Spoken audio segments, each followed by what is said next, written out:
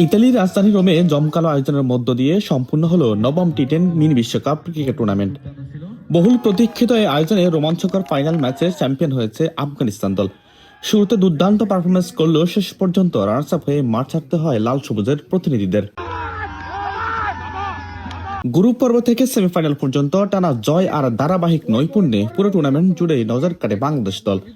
আত্মবিশ্বাসী খেলা, অসাধারণ টিম স্পিরিট ও সংগঠিত পারফরমেন্স তারা সবার প্রশংসা কুড়ায়। রানার্স আপ হলেও বাংলাদেশিদের প্রাণোন্মুখ খেলা প্রবাসী দর্শকদের মুগ্ধ করেছে। খুব আনন্দময় পরিবেশে আমরা খেলাটা দেখলাম, খুব ভালো লাগলো। যদিও দুঃখের বিষয় আমাদের বাংলাদেশ হেরে যাচ্ছে, তারপরেও বাংলাদেশের মাটিতে যে ক্রিকেট খেলার আনন্দ সেটা আমরা এখন এখানে উপভোগ করতে পারছি। অনেক সুন্দর খেলছে এবং এতটুক খেলে এই পর্যন্ত ফাইনাল পর্যন্ত পৌঁছেছে প্রবাসের মাটিতে আমাদের ছেলেরা, যারা কর্মক্ষেত্রের বাইরে এসেও খেলাধুলার মধ্যে আছে।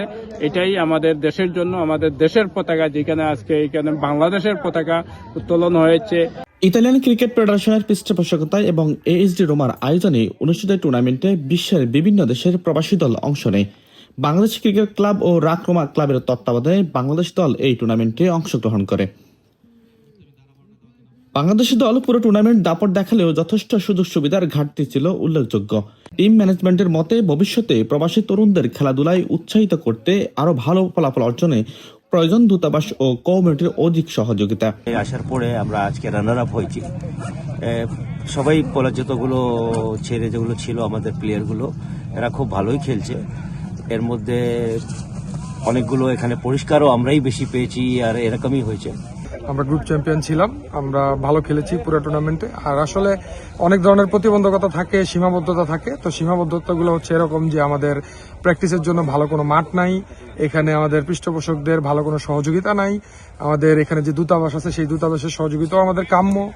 আসলে এই রানার্স আপ হওয়ার পেছনেও তেমন একটা আসলে আমাদের প্লেয়াররা তেমন একটা ইম্পর্টেন্স না, কিন্তু সেখানে ইম্পর্টেন্ট হচ্ছে যে আমাদের আসলে নিজস্ব কোনো মাঠ নেই, আমাদের কমিউনিটির ওই রকম সাপোর্ট নেই, স্পন্সর নেই।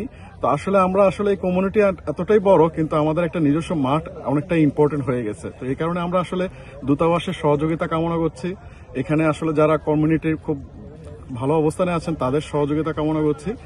অনেকে মনে করেন এমন আন্তর্জাতিক মানের আয়োজন প্রবাসী কমিউনিটিতে সম্প্রীতি বাড়ানোর পাশাপাশি আগামী প্রজন্মকে খেলাধুলা আগ্রহী করে তুলবে।